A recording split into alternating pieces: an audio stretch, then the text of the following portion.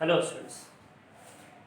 कल हम पढ़ रहे थे यूनिट एंड डायमेंशंस और हमने लेक्चर 1 लिया था। आज हम उसी को कंटिन्यू कर रहे हैं।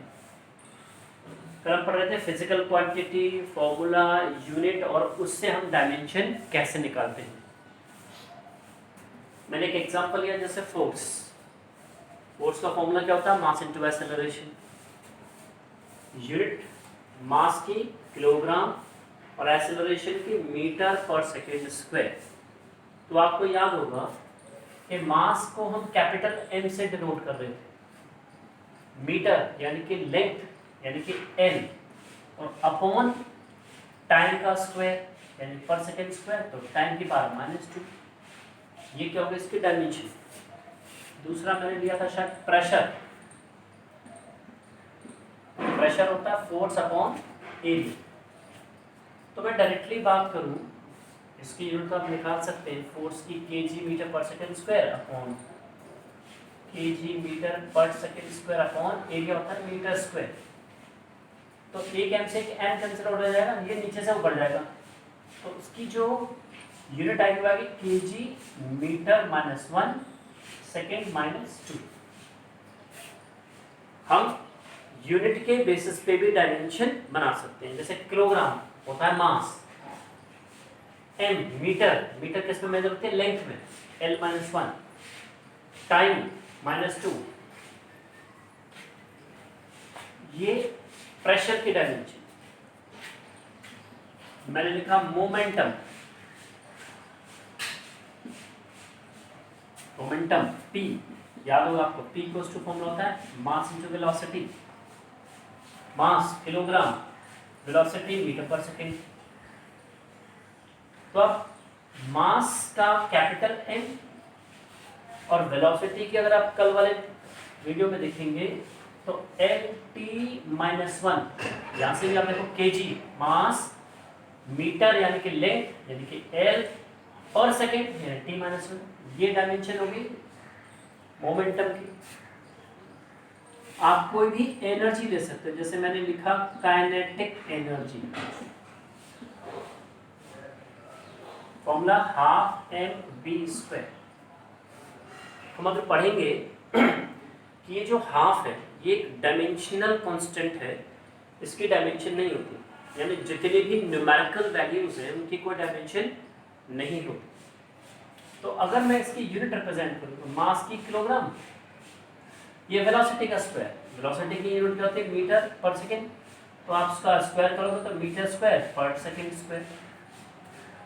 अब आप डायमेंशन दोनों तरीके से, यानी कि वेलोसिटी की भी डायरेक्टली लिख सकते हो LT-1, या मीटर पर सेकेंड से भी लिख सकते हो।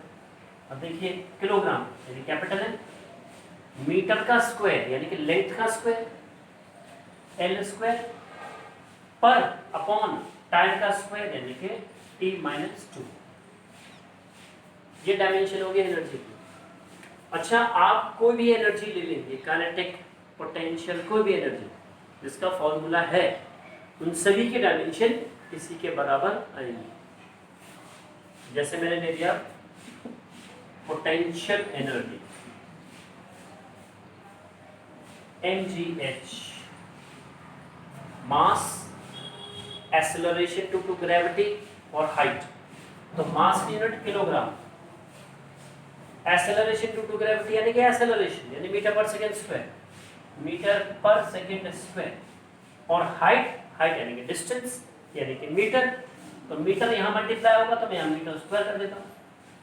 तो आप देखो सेम है यूनिट, तो डायमेंशन भी ml² T-2 सेम आएगा। एक और मैं ले रहा हूँ, जैसे अगर आपने पढ़ा हो ग्रेविटेशनल कांस्टेंट, बहुत सारे लोगों को शायद याद ना हो, कैपिटल G। मैं पहले इसके बारे में बता दूं, आपको अगर याद हो तो हम लिखते थे F equals to capital G m1 m2 upon r²। ये न्यूटन्स फॉर्मूला था आपका, न्यूटन्स फॉर्मूला या न्यूटन्स लॉ ऑफ ग्रेविटेशन। अगर मैं इसमें से कैपिटल G निकालूं तो फॉर्मूला आएगा F r² upon m1 m2। F force minus two, M L T minus two into distance का स्क्वायर, डिस्टेंस यानी कि लेंथ यानी कि मीटर, लेंथ का square upon mass into mass, capital M into capital M is capital M square. अब आप एक M से एक एम काटेंगे तो डायमेंशन क्या आएगी, M minus one, L into L is L cube, T minus two. ये यूनिवर्सल ग्रेविटेशनल कांस्टेंट की डायमेंशन आ गई। आप बहुत सारे निकाल सकते हैं।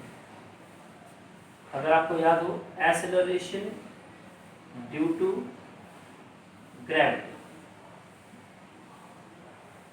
अभी आपने जो यूज किया जी। अब ये क्योंकि एक्सेलरेशन तो है, चाहे वो ड्यू टू ग्रेविटी हो या ड्यू टू कोई और अदर रीजन हो, लेकिन इट्स एन एक्सेलरेशन। तो एक्सेलरेशन ऐसे लिखेंगे जैसे आप लिख रहे हैं कि मीटर पर सेकेंड स्क्वायर, इसकी यूनिट क्या आएगी, मीटर पर सेकेंड स्क्वायर, और डायमेंशन वही आएगी सेम जो उसकी आ रही थी, एल टी माइनस टू। इस प्रकार आप हर फिजिकल क्वांटिटी की डायमेंशन निकाल सकते हैं। अब हम समझते हैं कि कुछ जो फिजिकल क्वांटिटीज में कांस्टेंट आते हैं, इनका क्या लेना है, इनकी डायमेंशंस क्यों नहीं होती। तो मैं आपको पढ़ा रहा हूँ टाइप्स ऑफ फिजिकल क्वांटिटी। ये आप वीडियो में से नोट करते जाएंगे, पढ़ लीजिएगा, आपको समझ में आता है कि नहीं आता है, आप मुझे रिवर्ट करिए ये सारी चीज़ें कि सर ये पार्ट समझ में नहीं आया, ये पार्ट समझ में नहीं आया। आप मुझे बताएंगे तो मैं उसको थोड़ा सा और एक्सप्लेन करूँगा। टाइप्स ऑफ फिजिकल क्वांटिटी चार टाइप की होती है।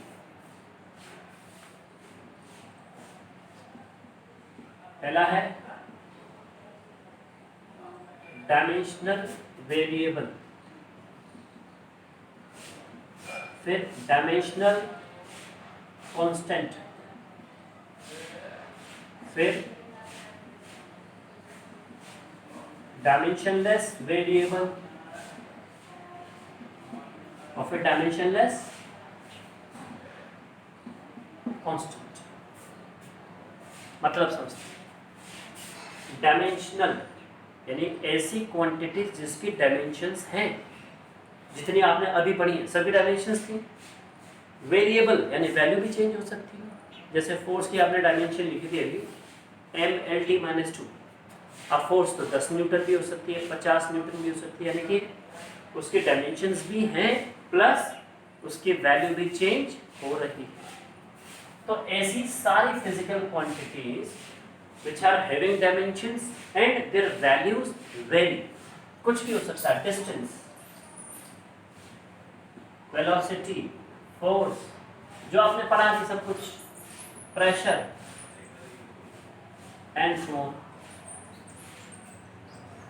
dimensional यानी dimensions तो हैं लेकिन constant है, values fixed है। आपने भी दो चीजें पढ़ी थी, acceleration due to gravity small g, universal gravitational constant। अगर मैं small g की बात करूं तो small g की वैल्यू होती है 9.8 metre per second square. Capital G universal gravitational constant 6.67 10 की power minus 11 newton metre square kg minus 2।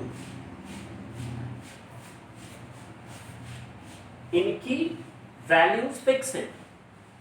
Dimensional यानी डायमेंशंस तो है क्योंकि यूनिट है, लेकिन वैल्यू जो है 9.8 फिक्स है, इसलिए इनको कहा गया डायमेंशनल कांस्टेंट। इसके अलावा भी बहुत सारी है, जैसे स्पीड ऑफ लाइट, इसके अलावा भी आप पढ़ते हैं रिफ्रैक्टिव इंडेक्स, लेकिन रिफ्रैक्टिव इंडेक्स डायमेंशनलेस कांस्टेंट में आएगा। स्पीड ऑफ लाइट आप यहाँ पढ़ सकते हो, स्पीड ऑफ लाइट कितना होता है आपका, c 3 × 10 की पावर 8 मीटर पर सेकेंड। अब आगे आते हैं डायमेंशनलेस वेरिएबल। डायमेंशनलेस यानी कि ऐसी क्वांटिटीज जिनकी डायमेंशंस नहीं होती, वेरिएबल और वैल्यू वेरी करती है। इस पे थोड़ा सा डिफिकल्टी है, जैसे मैं एग्जांपल लेता हूँ, एंगल एंगल को आप कैसे रिप्रेजेंट करते हो? थीटा से। आपने बताया था tan थीटा, tan 30, tan 40।